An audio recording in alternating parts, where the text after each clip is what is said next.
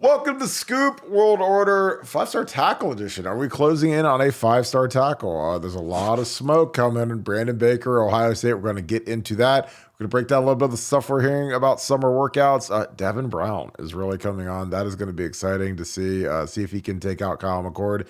BR starting quarterback. Heard some pretty loud buzz about him, and the fact that the offensive line blocking for him. What does that mean for the quarterback derby? It's going to be interesting to see what goes down. We are a couple weeks out of camp. Big Ten Media Days are next week, so it is about to get cranked up. With that being said, as always, thank you guys so much for tuning in. We are racing to 20,000 subscribers. We appreciate you guys so much. We're about 75, 80 away or so. It's climbing every hour, it seems, so we appreciate you guys clicking on that, enjoying our content. If you have friends, family, people that love Ohio State, people that love college football, shoot them a text with this video. I'm telling you, I think the word is spreading. It's getting recommended to a lot of people, so we appreciate you guys tuning in. As always, if you enjoy this content, please leave us a like and click that little alert bell if you like our live shows. As always, I got to get back to this. Shout out where you guys are from. Again, Naples, Florida, Canton, Ohio, California, Oxford, Ohio. We've had people all over the world chime in where they're watching from. Portsmouth, Chillicothe, everywhere. So we appreciate you guys putting that down in the comments, as always. But we're going to get into the good stuff, the 5-star stuff. Bring in my good friend, Nevada. Nevada, how are you tonight? Well, doing great. I mean, like you said, we're closing in on 20,000 subscribers. We're going to announce the big Win a Dream Date with Nevada and Kirk Barton contest for the 20,000. The winner, whoever the 20,000 person is that subscribes, we're not sure how we're going to determine who that is. But if the 20,000 person is going to come over and swim in Kirk Barton's pool, and then have Kirk Barton's kids attack him with wiffle bats and beat them, and then you get to have a rum runner with Nevada in Oxford, Ohio, at the local Gaslight Gastropub. So shout out to all the people at Gaslight. Thank you. Endorsement for Nevada Buck there for the NIL purposes. But yeah, no, I just got back from 11 days in Ohio, so I'm drunk on the love of the Buckeye State and ready to talk 5-star offensive tackles with you, man. Let's go. Let's go, Brandon. Let's go, Brandon. I told you, man. I said his name is Let's Go Brandon Baker. You'll never forget it now. So we got Let's Go Brandon Baker, 5-star superstar. What's the buzz, Nevada? I mean, we've got NIL stuff brewing. It looks like 1870s could potentially take out the foundation, which would be really interesting. Or they could merge. I don't know. It's going to be interesting to see what happens there, but there's a lot of smoke around that. What's your take on Brandon Baker? Because we've only got 3 recruits. I swear we spend 90% of our time talking about Aaron Scott, KJ Bolden, and Brandon Baker. What's the latest on Brandon Baker? Well, coming from the modern day people, and that's, you got to understand the modern day people are pretty close-lipped about this stuff.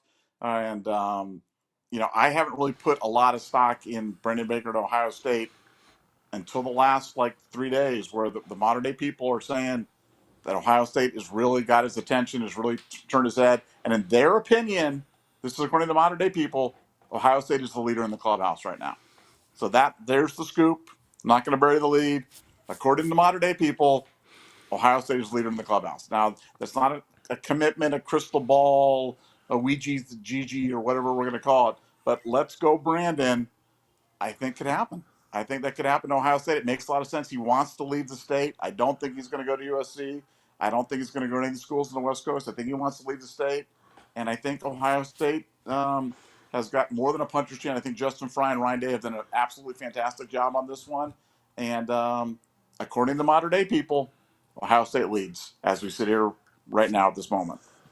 I for the life of me, I can't understand why we can't get a 5-star tackle right now, because our tackle depth chart is a barren wasteland. I mean, we got Luke Montgomery, George Fitzpatrick, and then there's just a lot of question marks. Some guys that they haven't played yet, they've got the ability to do it, but it's if I'm a 5-star kid, anywhere you go that's a good program, there's going to be dudes in front of you, and it's just how good are they? How long are they going to be there? When can I get a real crack at starting? At Ohio State, if this kid shows up, he could start as a freshman if he shows up. But I I don't know. Like, I'm excited about the kid. We'll click on. I must watch this film while we're sitting here talking about him.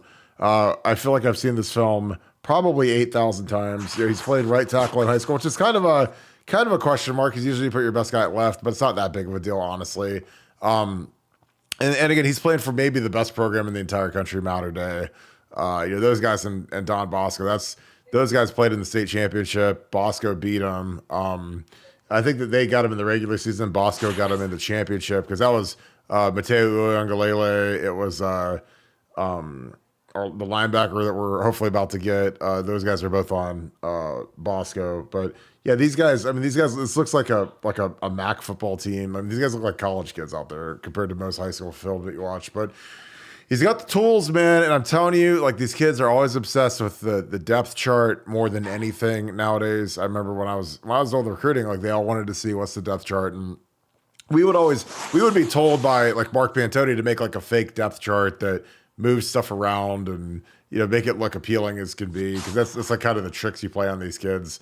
And it was fine. Like, I'm like, whatever. Because I was always like, if a kid's worried about the depth chart, then he probably is going to suck anyways. Because if you're worried about your competition and you go to a place like Ohio State, their whole goal is to try to replace you with somebody younger every single year. Like, that's what it is when you're at a big time program. They're going to try to bring in a 5-star guy behind you. They're going to, Alex Boone's coming in right behind me, 6'8", 5-star offensive tackle. Like, I mean, they're always bringing in a guy who they hope is better than you, because in their dream they'll have a younger lineup and a better player, and that's like a win-win when you're a college program. So you can't ever worry about who's in front of you or behind you. You just got to do you and lock in and just win the spot. So, but this kid's got a lot of talent. I mean, this would be but Kirk, think about it. You lived in the era where you were worried about Alex Boone, or not worried, but you know what I'm saying.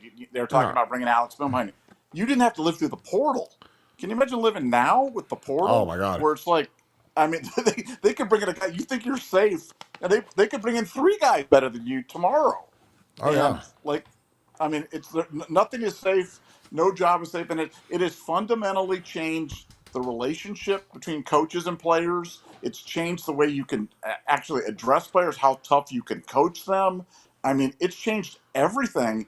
And as fans, we just have to readjust our thinking on this stuff, because when you talk about depth charts and stuff like that, I mean, depth charts, guys can leave. We just had 3 offensive linemen leave early to the NFL draft on the Ohio State offensive line, and we haven't had 3 leave maybe in the entire, or whatever, 5 leave in the entire history of the school. We had 3 leave in the same year. So like, the depth chart can change both pluses and minuses with guys coming in and coming out in an instant. So man, you better find a school that you like. The school, the coaches might not be there, the position coach might not be there, the players above you might not be there, the players below you might not be there. But so you better just lock in, get the best place you can, and then go ball out, because it's completely different. Yeah, and I used to always tell that to kids. I'd say, look, pick the school you like. Don't be married to a position coach. Coaches, they're as faithful as their options, which is totally fine. That's what it is. I've seen, like, Jim Tressel was 12-1, beat Arkansas, 10-1 against Michigan, and he got fired. So, I mean, if he can get fired, anybody can get fired. And a lot of guys don't get fired, they just leave. Like, I mean, if Bill Belichick hung it up tomorrow and Robert Kraft said, I want, a Northeastern guy, I want Ryan Day as my next coach to develop Mac Jones or to get Caleb Williams or whatever, like, he'd have to consider that. That's where he's from. He was in the NFL for a long time. So literally anything can happen in football, especially in coaching, especially when it's, when guys, that I'm telling you, that NFL life is sweet. If you're a coach, being in the NFL is amazing, because you get, it's just so much more even. The good teams have harder schedules. The bad teams get higher draft picks. So, like, there's a realistic chance where you could actually go from cellar to Super Bowl, if you do it right in 3-4 years. And you see these teams do these big rebuilds, and then they turn around and they win a title or they become competitive. In college, like, if you're at certain jobs, you're always going to be stuck. Like, Rutgers is never going to take Ohio State out. They're never going to move up to the top of the food chain. They're always going to be kind of that bottom dweller. But yeah, like, I tell kids, look, just go to a school that you like, because everything can change, and it could be, like again, like we always talk about Greg Studar. Greg Studar, did a good job at Ohio State, got fired. Ryan brought in Justin Fry. Justin Fry is one of Ryan's best friends. Justin Fry's a little bit younger, a little bit more, maybe, I don't know if he's a better recruiter. I have no idea. But, Ryan whacked the guy, and a guy like Chase Pasanas really liked Stud, and some guys didn't like Stud. So it's all over the map. But again, like this is a kid that most of these kids that get to Ohio State, I mean, I've seen very few that regret it unless they just have a terrible experience or they're not good players or whatever. But then still there's the portal. The portal has basically made college football into the NFL where, when you're counting on, hey, I got a red shirt this year and then senior is going to be, Paris is going to go pro, DeJuan's going to go pro. Then it's my shot. Then all of a sudden like Josh Simmons shows up, it's like, and again, like I'm not saying most people assume Josh Simmons is going to be the starting right tackle and they're going to have Josh Fry at left tackle. But, if I'm Zen and George and Luke Montgomery and these guys, like I'm not taking anything for granted. I'm not like just giving up the spot. Tigra, all these guys that were rotating in the spring ball because they should know the playbook better. They should know the system better. And I just feel like, I would take it as a slap in the face that they brought in a kid because again, they think when they bring in a kid, that means that they don't think that you can do it. So, it's up to those guys to see how much, how locked in can they be and how good can they be? Because that was something that, when I got a chance to, compete and start, and I mean, I didn't ever want to give that up. I don't want anyone ever to outperform me. So you lock in a little bit more and a little bit more every day to be on point. And again, that's where at Ohio State, man, it's a razor's edge. I mean, if Kyle McCord comes out and throws 3 picks in the first half and Ryan Day switches to Devin Brown at halftime of the first game against Indiana, then we might never see Kyle McCord again if Devin Brown comes out and lights it up. And that's the problem with Ohio State. It's not the problem, but it's just when you're there, man, you better play good. Because, I mean, there's a guy behind you that's maybe as good as you, maybe better than you. And if he sees the field, then magically you might never play again. Like if they would have benched Tanner McAllister and played Sonny Styles, like you might have never heard of Tanner McAllister again. So Josh Proctor, they benched him the first drive of the first game, never heard from him again because Lathan Ransom was better. So it's going to be interesting to see. Like I said, it'd be a great feather in the cap for Justin to get this kid. We need tackles. In Nevada, you've been in the message board game a lot longer than I have, like 20 plus years. Have people always been this obsessed with the offensive line and the offensive tackle position? Like, did I just miss this? Because, like, I wish I would have known that everybody liked offensive tackle play so much because I would have actually, I think people would have liked me because I was pretty decent. Yes. Offensive line, yes. I saw offensive lines for 20 years straight. It's been complaints about the offensive line. Tackles has been kind of a relatively new phenomena about maybe that's the past 10 years. Maybe it's the blind side influence or whatever it is. But yeah, tackles. And then it's went to out of state tackles. So it's kind of evolved from an offensive line in general conversation to an offensive tackle conversation to an out of state offensive tackle conversation. And then it's not even out of state tackles that perform well, like say DeJuan Jones, who comes in as a 3-star and ends up being an NFL draft pick, first team All-American. No, it's got to be 5-star out of state tackles. That's what we're worried about right now. And so this way, I bring it back full circle to let's go Brandon Baker, because that would fill all the things, man. 5-star offensive tackle, out of state, modern day, checks every box.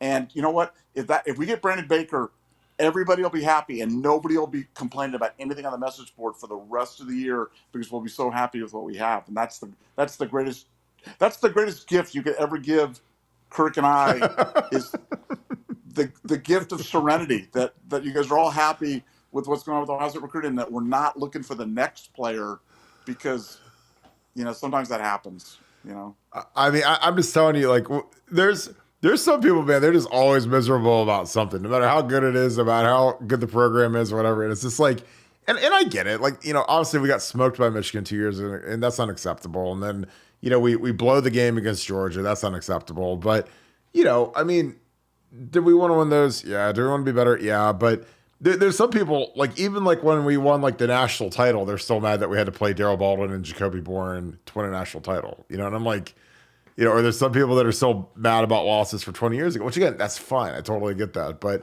it's just funny because I used to live, like, I mean, the O-line at Ohio State was my life for 8 years of my life, 5 years as a player, 3 years as a coach. And like my livelihood depended on how good was the offensive line. And that means as a player, when you're like a leader and you're a guy who's grinding, to a coach where you're making the rotations, you're doing the recruiting as a grad assistant. So nobody knows the O-line like I do. And I felt the heat. I mean, dude, I worked for Jim Bowman. Jim Bowman one of the greatest human beings of all time, probably one of the most hated coaches in Ohio State history. Was nothing but great to me. Was a great guy to work with, but people hated him, for whatever reason. And he put in Nick Mangold and LaCharles and, you know, Rob Sims, Booney had a good career in the league. I mean, so it's just always been funny to me because again, like Stud, and again, I don't like talking about stuff. It's just like, when we had Paris and DeWand and Nick Petit Frere was an out-of-state 5-star tackle that was the number 1 tackle in the country the year we got him. And Thayer was a guy that was a project that turned into an All-American. It's funny because, like I said, Nick Saban, if you guys have a minute, Joel Klatt, who's I think the best mind in terms of college football analyst outside of Buckeye Scoop, interviewed Nick Saban. If you search for it, you'll find it. Saban had a great quote where he talked about picking these recruits because he doesn't trust the stars and the rankings because he's like, well, who's doing these rankings? Because once they're done ranking them, they don't have any. They're not tied to them. Their livelihood isn't tied to them the way these coaches are that offer them scholarships. And he's also like, well, do these guys get inflated rankings based on their offers? If they get a Georgia offer or a Bama offer. He already said this. It's like, it'd be like if you had a litter of puppies and you picked what one's going to be the superstar hunting dog or the superstar athlete dog or whatever, the minute they're born. That's what it's like. And I thought that was poignant because I agree because, I've met kids and people always ask me, what do you think of this kid's film? And I'll watch a kid's film and I'll say he's a good looking player, but I know nothing about how he is mentally. I know nothing about how tough he is. I know nothing about what's his family life like, how stable is it, what are his motivations in life, and those things matter. In terms of the mental, I always told myself I'll never take a dumb player, and I try to get on these kids and learn them because when you take a dumb player, it always comes back to bite you. They can't learn the system. They're slow processors. They're lazy. And those are all traits. And sometimes you have to take some of those traits. But, if you get a clean guy that doesn't have any of those traits, I'll take a guy who's a little bit less of an athlete, who's a grinder, who's tough, who's smart, who's prideful. Because, we took guys like that 2011 class when we took Chris Carter and Tommy Brown and Tony Henry. Those guys were all low motor guys. Those were guys that they weren't hard workers. They didn't really care. And when you get dealt a bunch of those guys, man, it's really hard to get them to do the job, But when you take guys like Pat Elflein, Jacoby, Jamarco Jones, those kids were just different. Those kids were zoned in, locked in, wanted to be great, and that's important because I'm telling you, man, you get to Ohio State, man, and you get smoked your first month of practice where you're not real good and you're a freshman. A lot of these kids go into a shell and they die and they can't ever recover from it. And you got to be resilient when you're an offensive lineman because you're going to get smoked when you first get there. I've never seen a guy who didn't struggle. Mike Adams is the number 1 player in the country. He struggled. So, and then you got to monitor what they do off the field because some of these kids, they start smoking, they start drinking, they start partying, and it's like their desire to actually be good at football flatlines. So, again, there's a lot of variables to it, but Thayer Munford was a guy that nobody was excited about. Like Greg Studwire, give him credit because he pounded the table for him. The guys in the Woody Hayes, I was getting texts. They literally said that we're taking Thayer, fat Thayer Munford, we're taking the big fat project from Ohio. And he turned into an All-American captain, Block O jersey winner, NFL draft pick, great career, great kid. So, wait till he's done to judge his career before, you bury him on signing day like some people do. So, you got any thoughts on that, Nevada? That was my little diatribe for the evening. Well, first of all, I want to say a great Joel Klatt story. I'm coming to Ohio Stadium. Last time I was actually in for a game, and I get out of my car, and the car right next to me is Joel Klatt and his family, and they're getting out of the car. And I'm like, hey, Joel. And you know what he said to me? He said, hey. That's it. That's my story. Was he actually going to the game, or was he he's there with his family, or was he being an analyst? No, I think he was being an analyst, but he was there with his family. It was Joel and his 3 kids or 2 kids or something like that. And he actually looked me right in the eye and said, "Hey." What was it like? Was it the 17 Penn State game? I think it might have been. No, I'm not sure it was that or the. Well, because that was a Fox game. He would have been on that game. Yeah. I don't know. I can't remember when it. I just remember that moment. We had a moment. Our eyes locked together, and we were one. We were just a couple of college football fans just having a good time. I wish you would have looked at you and said, "We're not getting Ali Luba. He's not coming here." He's not coming to Ali Luba. Ali Luba is going to be a great player at Georgia. And then all you guys, all you doubters, man, all you Jagger LaRue fans out there, like, I'm just going to throw the Ali Luba. I'll see your Jagger LaRue and raise it to an Ali Luba. And, yep, it's gonna be big fun, man. This year, the offensive line is so excited just because you see question marks, and you know more about offensive line play than I did, admittedly. But I just see opportunity. I just see guys that just have not had the opportunity to play, and I just keep hearing good things about a lot of these kids. And I'm hearing it over the summer. I heard it during the spring, and I think we have some dudes in the room, and I think that they're going to surprise some people, and I think they're going to play better than people think that they're going to play. And we've said this a million times, but Corey Linsley did not start a game at Ohio State until year 4. So just because the guy hasn't done anything in his first couple of years, maybe in his first 3 years, doesn't mean that he can't play. It just means he hasn't had the opportunity to play, because on the offensive line, you don't rotate. You don't run hockey lines like you do on the defensive line, like you do at any other position. You generally play 5 guys, maybe 6, maybe 7, maybe Mike Nee. KN, he goes in there for there was a blast from the past. A little Mike Nee reference for you there. Mike Nee is one of my favorite Buckeyes of all time, easily. Yeah, I started next to him in 2004. I started next to him. He was my guard. Yeah, I mean, he was walk on. Yeah, he was great, and he just did everything right. He was a great teammate. Like, I mean, it was funny. Like, he's like one of those guys that he goes, I mean, no one's ever going to remember Mike Nee, but he was a good player, and he's a nice player, and he beat out all the scholarship guys, which is amazing. It's like, I mean, he beat out, TJ and Doug Dadish and all those guys. And yeah, because didn't he start the Michigan? He started the Michigan game next year, didn't he? Yes. He started every game when I took over as a starter in the middle of the 2004 season. He started every game next to me, and he played well. He's a good player. He's a St. Ignatius kid. Yeah, he was a really good player. He was a really good player. But a Walker, you just never know, man. Look at the left side of that line, or the right side of the line, rather. You got Mike Nee and Burt Carton. Like, has there ever been a lower regarded right side of the line than that? No, I mean, come on. No, there's no way. And we went out and we beat the tar out of Michigan, like whooped them, like 37-21. Like, and here's the thing, we whooped them, but we played great. Like, me and Mike, like, I mean, I was balling that game. Like, I mean, I didn't give up any pressure, no penalties. Like, that was the thing about the Michigan game is, like, look, you can play, you get the gold pants, but like, I never had a penalty. I never gave up a sack. I never gave up pressure against Michigan. So it's like, I was balling against those guys, but it just, Mike was such a good dude. I'm going to turn on. So, we're real big on the hype videos at Ohio State now. We love, like, we video everything, because if you don't video the workout, then it doesn't count. It's like the Instagram thing. So we video all of Coach Mick's workouts. So you see the guys like sweating. They got hoodies on. Jaden's got his like bandana thing on, squatting like 225. We're doing pull downs with straps now, doing towel pulls. But like, we've got all these like these doohickeys now where we've got like these little computer things that monitor your, they have like little tendo bands so they can track your velocity when you're benching, and they got all this fun stuff. Like like I said, when I was a GA, I used to work out here, you got the push pull sled drill.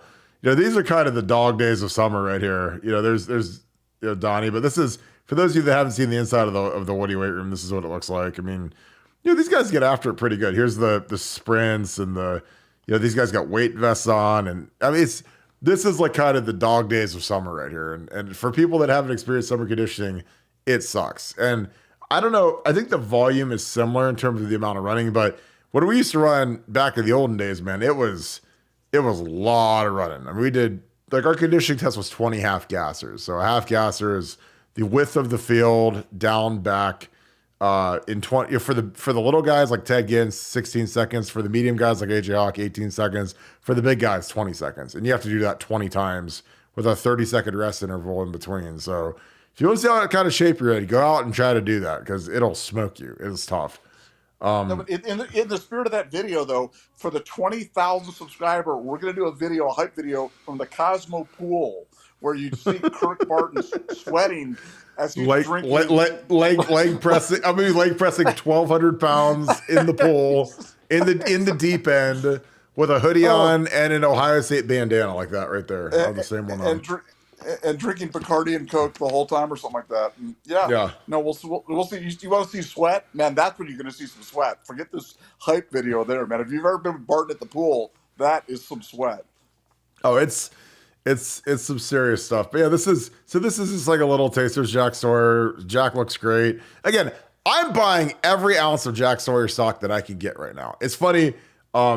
He found out, this was a great story, that he found out that he got named 4th team All Big Ten by Phil Steele, and he was I don't want to swear because I don't say monetized on YouTube, but he was hot. So that thing, because I think Jack could be All Big Ten over JT2 Malloy based on production. I truly believe that. Jack was more productive in his snaps than JT was. JT had that one outlier game, and I love JT. I think JT's a really good player, but he played a much higher percentage of snaps than Jack did, and Jack was actually more productive. So it'll be interesting to see if they get kind of an even share of snaps, if that holds, because again, I think that, JT, I think, he needs to vary his moves. I studied every snap he played last year, and, he's a consistent bull rusher right down the middle, which is easy to stop. Doesn't spin a lot because he doesn't want to get smoked, and they ran some interesting stuff where they would hold the guard so JT could spin. Because, a lot of times spin moves look great, like Dwight Freeney, they look amazing. But if the guard's coming that way and you spin inside, you're going to get literally destroyed. So, you got to be careful when you do it because, you could get knocked out of the club real quick. But yeah, this is what they do in the summer. This is what I don't miss at all. People are like, do you miss playing football? I was like, hell no. I don't miss any ounce of it. I don't miss any of it. I don't think about it. And I definitely don't miss this stuff. But it was fun to do at the time just because this is like kind of how the sausage is made. And I think that, a lot of people don't realize, like, these guys don't just show up on Saturdays, man, because they're doing these workouts all winter, all summer, and they really suck. But, these guys, they're grinding right now. Well, we got anything else? Let's go Brandon Baker. Looks like he's trending the right way, which is good. Do we have any questions, man? And this whole thing, you and I have been chitter-chatting for 40 minutes, and you're telling me there's not a single question? Do we have any questions? Like Sue, my man Neil Harris, you guys got any questions for us? I see you guys in here. Paul's in here. We got all the regulars just cranking away. I love it. Yeah, I appreciate that, Rich. Yeah, like I said, I always prided myself because, again, it's one thing to just be on the team or to start, but like it's different to start and play well. Okay. So this is all right. Here's a good question. Kim Hurst, appreciate this. I never understood what the stars for ranking players meant. It should be the desire to play and prove their worth. Nevada, do you want to take a crack at explaining that?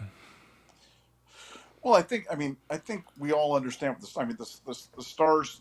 Well, I shouldn't say that. Here's my interpretation of what the stars mean. The stars mean to me likelihood of being an excellent player at the college level. Now, maybe that's not what they mean. Maybe it means projection to the NFL. Maybe it means stuff at the next level or overall talent.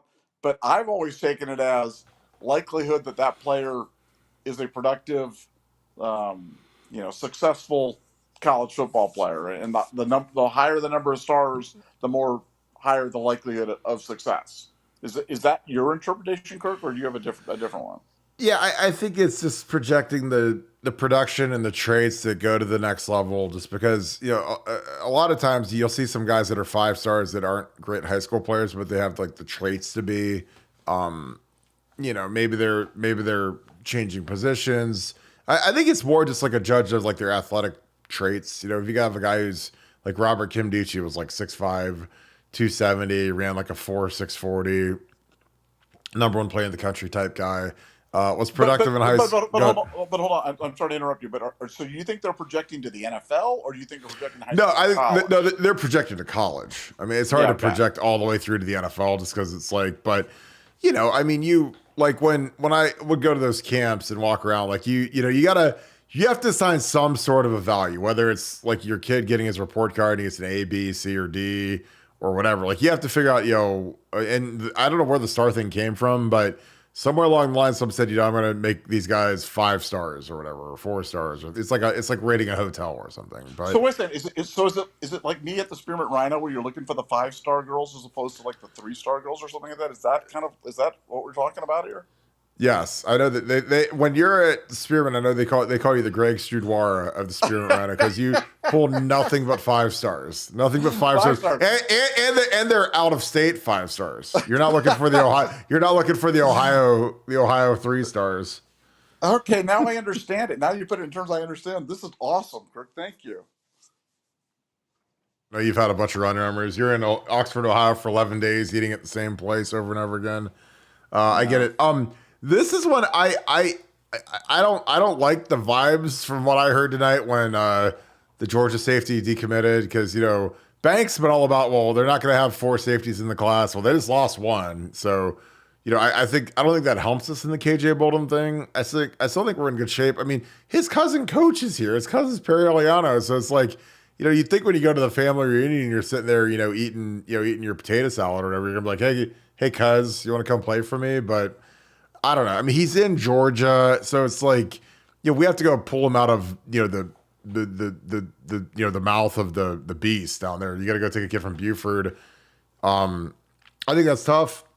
I mean, if we get both these guys by some miracle, it'd be probably the greatest recruiting class in Ohio State history. If we get one of them, it's still probably going to be a top 5 recruiting class in Ohio State history. It might be number 2 or 3. But yeah, they got to keep cranking that. Yeah, absolutely, Kim. I'm not sure where the stars came from, but like Nick Saban said again, like he did a great interview with Joel Klatt, and he's like, well, who are the guys making the star rankings? Because a lot of these guys, you see these guys, and they're like the biggest dweebs, the biggest losers. Like they've never played football, and the biggest thing for me is they've never been paid by an NFL team or a college team to be evaluators. And they've never been held to some sort of a standard. Because, if they whiff on a guy and they rank him a 3-star and he turns into Josh Allen or an All-American, there's no accountability, down the road where they say, oh, well, he had this guy as a 5-star and he turned into a turd. Or this guy was a 3-star and he turned into a Pro Bowler. So, I don't know. I can't really take this ranking seriously over my own eyes because it's like when Ohio State goes there, when Justin Fry offers a guy like Mark Nave, who's the lowest rated guy in the class, 3-star guy from Toledo Central Catholic, who's got a better evaluation? Justin Fry, whose entire livelihood and his family's livelihood and his kids' livelihood all depends upon how accurate he is at ranking these kids and taking these kids, or some recruiting guy who's never played football in his life, he's never coached football in his life, he's never sat in a film room in his life. I mean, he's never been held to the fire like these coaches have. So I don't know. I tend to go with a guy like Justin Fry because he's been doing it for 20 years and he's been around the block. And again, I say this as loudly as I can. His family's livelihood depends upon how accurate he is selecting the kids he gets to coach. Period.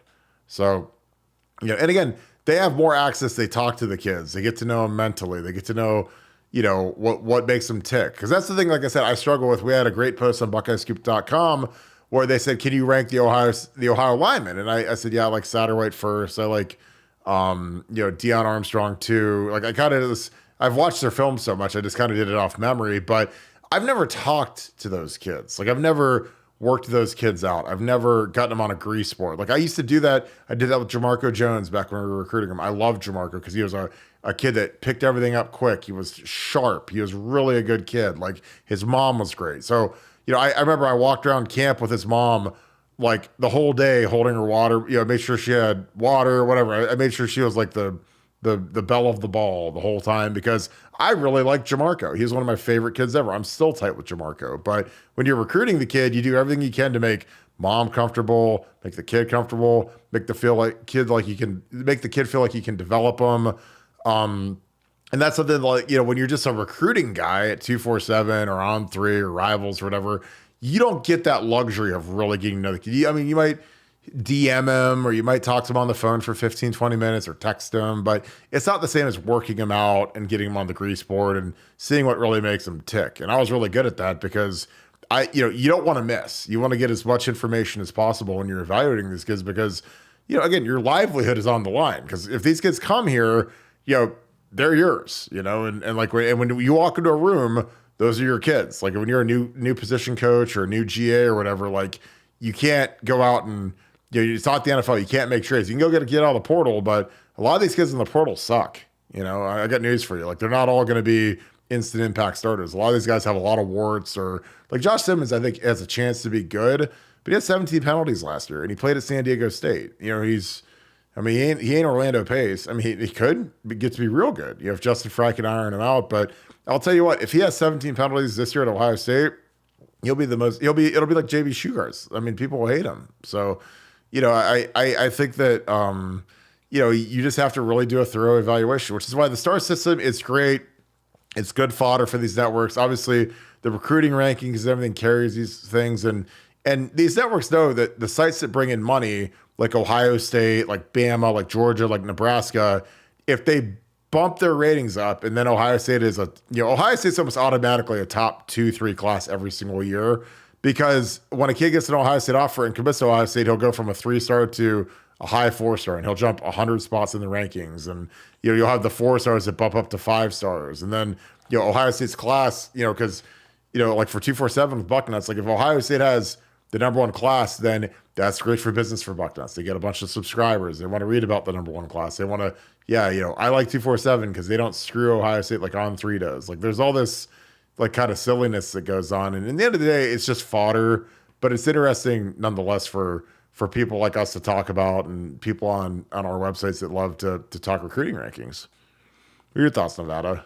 We're almost, what are we at? Well, I think that's why on the Buckeye Scoop top 500, we have Ohio State players as all 5-star players. And that way, that we're never going to there's never going to be a Buckeye bump. We're never going to do things like that, but we think that everybody's a 5-star. So you come to our ranking board, you'll see Ohio State's got a perfect 5-star every single time. We're kind of like the North Korea, when the leader of North Korea, Dooku Kim, plays golf and shoots an 18 or something like that. Everybody's a 5-star on the Buckeye Scoop recruiting ranking. So congrats to our 23 5-stars this year. Would you call him Dooku Kim? Like Count Dooku and Kim Jong-il? Whatever. Dooku Kim. You've been in the Rum Runners, man. Put the Rum Runners down. All right. If his name was Jagger LaRue, then I'd remember it. Jagger LaRue. Let's go, Jagger LeBrandon. All right. So, Emmanuel, this is a good question. I know Coach Hartline has been a part of the offensive approach for some time now, but with his inexperience, should it take some time for the offense to get going before the Notre Dame game? Your thoughts, Nevada? I think he's further along than people think. I think, you're talking about a guy that obviously played in the NFL for a long time, has really been keeping a close eye on what Ryan Day's doing. I think a lot of the stuff that they'll be doing, there's going to be the preparation before the game is always really kind of the key. And I think he'll get the feel of calling as it kind of goes along. But you've got, Ryan Day there is kind of the bumpers. It's almost like having the bumpers up when you're bowling, and you've got the bumpers up there, so you can't throw it in the gutter. So I think I think he's going to be better and further along than people think, and I don't think the offense is going to feel markedly different than what it's been in the past. But hopefully we find a little bit more balance. But I think it'll have most of its impact is going to be kind of on our route concepts, our route combinations, and specifically I think we will utilize the running backs a little bit more in the offense this year from a passing standpoint. That's been a point of emphasis for Brian, and something that he's really been talked about a lot. So, I'm excited about it. I'm excited about to see this version of the offense. I think it's going to be, Ryan Day 2.0 with Brian Hartline at the controls, and I think that's a good thing. Yeah, I mean, and when you have Marvin and Emeka who can get open on anybody, it's just like throw it to Marvin 15 times, throw it to Emeka 10 times, and then dole out the rest of the touches. Cade Stover gets 3, 4, 5. The running backs need their touches. Like, I mean, it's not that hard. I mean, it's not like you're trying to make chicken salad out of chicken, you know what? But I mean, he'll be fine. I mean, Brian wants to be a head coach sooner than later, and this is like kind of the next step up the mountain for him. He's always been a competitive guy. He's a tough guy. I'm sure that there's going to be some anxiety, but thankfully, like we open with 3 turds: Indiana, like Youngstown State, and I think like Western Kentucky or something. So like you don't you get like 3 dress rehearsals. And again, that's why I don't worry about the O line. Like the O line, it's not like they're opening up with Georgia at Georgia or Bama, or they're playing 3 bad teams. So they'll get their feet wet, they'll be ready to roll. Then they got to go to South Bend and eat their Wheaties. Steven Jackson, that's who Boo Mancini killed. Ken, whoever you call it, whether it's a Dooku Kim or Yeah, whatever. So, Dooku Kim. Yeah, that stayed with me all these years. I remember I was watching that when that happened. That was bad. That was bad. Whew. yeah. Rip Dooku Kim. I'm sorry, my man. Prayers. Um, Yeah, I don't know who did this, Kim, but this is great to dismiss the game against Michigan. No, the Michigan game is the most important game of the year. I mean, it defines you. I know that there's a playoff, and we're gonna have like a 64 team playoff probably in 10 years, but the Michigan game is still everything. You can't go out there and lay an egg against that one. Um, See, this is interesting, Jesse. I think that um, I don't think these guys are dead. Like I think that Josh Roy has to get a lot better at left tackle. He has to get a lot more comfortable. I hope he's been working it all summer. I'm sure he has been. The coaches love him. I personally think that Josh is much better at the right tackle than the left tackle. Just watching his footwork and his comfort level. Um, but yeah, it'll be interesting to see. I love George Fitzpatrick. I mean, he's a kid who's got light feet. He's gained probably 30 pounds since he's been in high school. So he's like 320 now, 315, and he can run. That's kind of what you need. And he's got good length and his footwork. He looked like Taylor Decker in the spring game. Again, I've rewatched every snap I could find of these guys, and I just kind of evaluate them based on their movement, because you can't always do it based on who they're going against. Because if Josh Fryer and Tigra or Zen are the starting tackles, and they're going against Jack Sawyer and JT, and then George Fitzpatrick's going against some walk-on DN or Caden Curry, it's not the same level of competition. So you can't evaluate necessarily the performance when one guy's going against an A player and another guy's going against a B or a C player. But I think that you just have to just see how he does against Jack and those guys, because I think Jack and JT are going to be really good. I think that's going to be something different. And again, this is the year for the defense, because there's a chance we're going to lose 7 guys off this defense, and I think that a lot of them are going to be drafted. Mike Hall's been projected as a first round pick. JT's been projected as a first round pick. I've seen Jack in a mock draft as a first round pick, which I don't, he's got to take another level and whatever. But I mean, it could happen. You could have a lot of, Tommy. I don't think Tommy's a first round pick, but I think he's a top 3 round pick.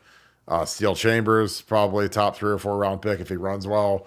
Denzel Burke wants to leave. Jordan Hancock wants to leave. So there could be an exodus on this defense. So this is kind of the year. And again, I think that bodes well for Ohio State, because when all these guys are trying to get that 3 and out status and go chase the NFL bag, I'm just telling you, they lock in a little bit more. I think that there were some guys that were bad influences in the room a few years. I heard some stories, not great. And a lot of those guys washed out. And now, like, you got some young guys in there that are hungry. You got a lot more talent in the room. I think with Davis and Igbenogson, I think it's awesome. They're going to be pushing each other. These guys, they all want to be 3 and out. They all want to be first round picks. So that's good for Ohio State fans, because it means these guys are going to be focused and locked in. So, well, all right, Aaron Scott saga. I'm kind of over the Aaron Scott thing. I mean, he's going to commit to Ohio State. I can't see him, dad, lifelong Ohio State fan, waiting for his dad's birthday to. I mean, he loves the game. I mean, he wears the Oregon stuff and the Michigan stuff and whatever. But like, I don't think there's any drama. I really don't. Like, I would be stunned if he went to Michigan. I really would. I mean, it's his dad's a Buckeye fan. They're an hour away in Dayton. There's something to your son committing to Ohio State that doesn't exist when he commits to Michigan. That's just what it is. So, but he loves the game. I mean, I will say, like, he's the opposite of the kid that we got out of Arizona, Miles Lockhart, who just literally took one visit. And again, like, I think that with the game playing and the drama and all the silliness, I think it ups the excitement and the value and the perceived ability of the kid. Because like, no one was excited when Miles committed, because he visited Ohio State and he camped at Ohio State. He unofficial visited Ohio State. So nobody's excited about that. Like, this kid, you go to Oregon, you go to Michigan, you wear the gear, you go to the Michigan barbecue, you come out, you text, you're tweeting Charles Woodson. So the people, they get that anxiety, like, oh my God, what if we lose this kid to Michigan? Like, I don't care. Who cares? We'll be all right. We'll survive somehow. We've lost kids way better than this kid, but I think he's going to be a Buckeye. I don't think there's any drama there. Nevada, do you feel the same way? Well, think about it this way. Like, okay, just like the other day, he's wearing like the Oregon stuff and the Michigan stuff. Well, he's not going to both those schools, right? So I mean, he's zooming somebody. So I'm like, wait a second. He's probably zooming both of those schools And going to Ohio State, yeah, I think he's a Buckeye. I think Ohio State knows. I think it's a Buckeye. I think we're all going to try to keep it quiet and just kind of play along and just kind of go, oh my gosh, the drama. Where's he going to go? Whatever it is. And then when it happens, we rejoice. And then we immediately turn to fretting about the next one, guys. We have to keep it together, okay? Oh yeah. We can be happy for at least 5 minutes, but then after that, we're on to the next one because the next one, what is it? It's the most important one. It's always the most important one. Well, I mean, like, we always have to be anxious about something. It doesn't matter how good Yeah. life is, how great everything's cranking. Like, we have to have anxiety. Like, this is how we roll. This is the last thing I'll do. So, offensive line projections. Let's see. Okay, so let's see what we can do here. So, let's fire up the pen. So, if we go, let's go LT. Let me get this a little bit skinnier. I don't like that. Turn off the highlighter and turn on the. Let's see if we can turn on the pen. LG, center, RG, RT. Well, I think that everyone is going to agree that Fryer is going to be Fryer. I think left Yeah, but guard. you don't agree with that though. You think it's going to be Donnie Jackson. Well, that's what I would do. I mean, I don't know. I think every day Well, that we don't put Donnie. let's put down the consensus, and then let's put down Barton's blast, and then we'll revisit this. We'll revisit Okay. this as So we'll part of do Donnie. We'll do the Simmons. 20,000 subscriber celebration. And we'll visit this. This is Matt Jones. Center. Carson, I mean, you got to get to Carson, and then we'll put down your Brooke Carton, Jacob James pick there on the second line. But the first one's got to be Carson. so then I'll put James. Yeah. I mean, man, I mean, Jacob James is a 4th-year guy, man. It's like, if you can't beat out a 2nd-year guy, I don't know what he's doing, honestly. And really, like, it wasn't even me. It was Luke. Like, Luke Whippler's the guy that said he was going to be the guy. So Luke knows better than anybody. I mean, the players are who the players are. I mean, right tackle, like, I think that you got to go. God, I would put Tigran at guard because he looked a lot more comfortable at guard. Like last year, I thought he looked way better at guard than he did at tackle. So I'd put Zen. I put Fitz. So Fitzpatrick. Left guard. Like, again, the thing that kills me is I think that Enoch has to be somewhere in here. Like, if you want to do it realistically, like, Enoch should be starting somewhere. Like, he should be at one of the guards. And honestly, the easiest way to do that is put Matt in there. And then, you've got Luke. You've got, Seyerveld. You've got, God, who else do we have at center? We've got Toby Wilson. You've got, I guess you could put Tigra here. Padilla, You could put Padilla here. Yeah, I put Luke at, I put Toby here. So put Toby there. Put Padilla there. So that's kind of, and I'm sure I'm probably missing somebody. I'm doing this off memory. Like, I didn't really prep for this one, but, I think that would be a pretty accurate. And again, the thing about training camp that you can lock in is there's always going to be guys that get hurt. There's always going to be guys that are moving around. There's always going to be guys that, you want to see at different spots. I mean, that's part of the magic of this training camp is that there aren't like guys that are just, outside of Donnie and Matt Jones, the rest of the spots are all up for grabs. I mean, I would think that you could put Fryer in at permanent marker somewhere just because he started a game last year and he's an older guy and he's reliable and the coaches like him. But other than that, man, it is open. It's pretty much open season for these guys to figure out where they want to play at. I'm just looking to see if there's anybody else that I missed. Cutler. I mean, he's probably here. He might be. He's probably this other guard. Like when they go, when you can't have Enoch at 2 spots. So Cutler was probably with the 2s at one of the guards, but that's kind of what it is. I mean, I'm just seeing if there's anybody else that I missed. I mean, I think Teuton's gonna retire. The thing that's gonna be interesting is where do you fit Miles Walker, because he's in here too. So I think you could put Tigran at one of the guards. I mean, Tigran might be the second guard, so it'll be interesting. Again, there's there's pretty decent depth. Like when you put this all on paper, it's not bad, but you just you gotta figure out who to put where. I mean, I think that Toby. I think Toby's good enough to be on one of the top three lines, but where do you put Miles? I mean, Miles has got to be the third right tackle in all likelihood if you've got Zen, Simmons, and Tigra. I mean, because adding Simmons and Simmons and Jacob James both did nothing during the spring, so you push guys down that were with the twos down to the threes and fours. So there. Yeah, I got everybody. I forgot Miles Walker. So, I mean, he's probably third team right tackle. So there's your three lines. Again, it honestly, on paper, it has more depth than I originally thought, just because you've got Miles is a good project right tackle. I think Luke is a star. Luke's the guy that I would work him in with the twos a little bit just to get him some work. He's a left tackle all day. I think he could be a high end left tackle, but that left tackle race is going to be interesting because I think Luke and Fitz have more upside than Fryer, but Fryer's the older guy, and he's the guy that's played, and the coaches love him. And I mean, he's been in the starting mix for 3 years now. Like when they opened camp in 2021, he was a starting left guard.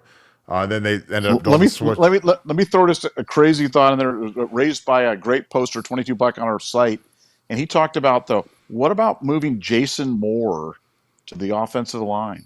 Jason Moore, the freshman from Hyattsville, Maryland, from DeMatha Catholic, the defensive lineman, 6'6". He thinks he'd make a great offensive lineman, specifically a tackle. Well, yeah. I mean, if you want him to transfer immediately, I guess we could do that. But I mean, yeah. Like guys, like we're gonna move you tackle. He's like, no, tackles don't make any money. I'm not gonna go there. No, but some guys they just don't want to play offensive line. I mean, did he ever play offensive line? But maybe did he play that in high school? Maybe he did. I'll bet he did. I'll bet he played both ways. I'm sure he did, but I mean, like a guy like that, like I mean, if he's coming for Larry Johnson, I mean that guy's not gonna play O-line. There's no way. Well, we'll see. If this happens, remember this is another example of posters on the board coming. So when I pay attention when there's guys that are connected like that and they make comments like that, they're not just throwaway comments. There's some little negative there. There's something in there. So keep an eye on that one. What do you think it's him? Did he buy a sub to our site? That'd be great.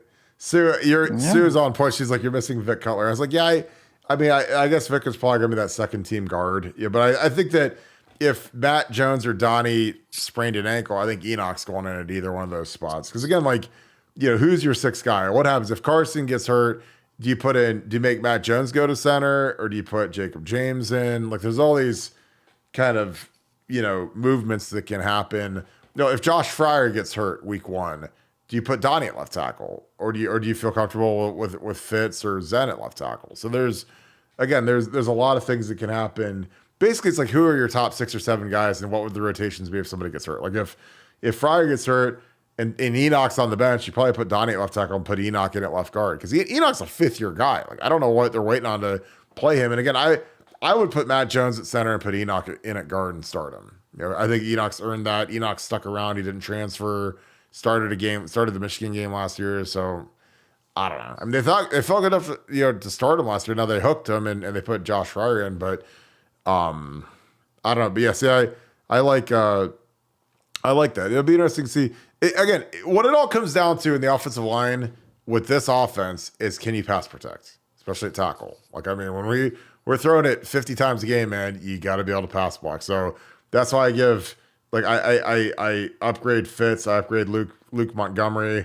I mean, I would even consider putting Luke at right tackle and having him battle it out with Simmons, because I think he's got the footwork to do it. He's not strong. I mean, he's going to get stronger, but he's athletic and he stays in front of people and he's relaxed and smooth in his pass set. So, but that's just my opinion. So, but yeah, like I said, I don't think any of these jobs, the only jobs that are locked in are Donnie and Matt. The rest of them are all, and I'd say Fryer's probably the next closest guy to locking a job in, but other than that, man, it's it's going to be a war for that right tackle job and that center job. So, well, this is cool. We could do the grease board in the future, because I actually really enjoy doing that. So we'll wrap this thing up. Any final thoughts, Nevada? 20,000 subscribers, my man. It could happen tonight. It could happen at any time. It could have happened Tell your during friends, this text broadcast. your friends, tell everybody. if you're the lucky winner of the 20,000 Oh my subscriber God, thing, man, stop. it's like the Stop. golden ticket. It's like Willy Wonka. Willy Wonka gave those golden tickets, and then the big fat kid, Augustus Gloop, like got the thing that went in the chocolate river and stuff like that. Going to Brooke Carton's house is like going into Willy Wonka land, man. I'm telling you what, Oh, they've never it's been you can go walk the strand of Manhattan Beach and you can go drink a coffee bean and eat a Dairy Queen. It'd be amazing. Like there's nothing better than that. There's nothing We're gonna in see my it house all. that can touch that. Yeah, it's gonna be awesome, super awesome. You can go to Denny's at 3 a.m. with Nevada Buck in Vegas. Oh yeah, yes, Fear and loathing. yeah, yes, indeed. All right. I gotta wrap this thing up. We gotta go. I appreciate you guys so much. Thank you, Sue. Thank you to the crew. Thanks to all the regulars. Appreciate you guys being on here as always. You guys are the best. Almost to 20,000. So tell your friends, text the link, the episodes. If you enjoy this, appreciate you guys. Again, thanks for the awesome questions. You guys help carry these things because it's always fun seeing what you guys are worried about, what you guys are thinking about, what questions we can answer. Obviously, we keep it pretty light around here. It's pretty funny. So we appreciate you guys so much. Again, if you enjoy this, leave us a like on the way out the door. Click subscribe. We're almost at 20,000, which is going to be awesome. If you like our live shows, like I know a lot of you guys do, hit that little alert bell. You'll see when we go live so you can hop in and start firing away with those questions. So we appreciate that. Shout out where you're from, as always. I love seeing where you guys are watching from. Again, I got my people down on the river. Portsmouth, Ohio. I saw Portsmouth, Naples, Toledo, New Albany, all over Phoenix, LA. I mean, you guys are everywhere. So we appreciate you guys shouting out where you guys are from. So hope you guys have a great rest of your night. I'm about to get on BuckeyeScoop.com because our message board is cranking. And it's not even media day. It's not even camp yet. And it is insane. So if you guys love Ohio State football and you're not on Buckeye Scoop, I don't know what you're doing because it's a blast. We have a great time. So we appreciate you so much. Hope you guys have a great rest of your night. Thank you so much, Buckeye Nation. Thank you, Scoop family. I'll talk to you guys tomorrow. Go Bucks.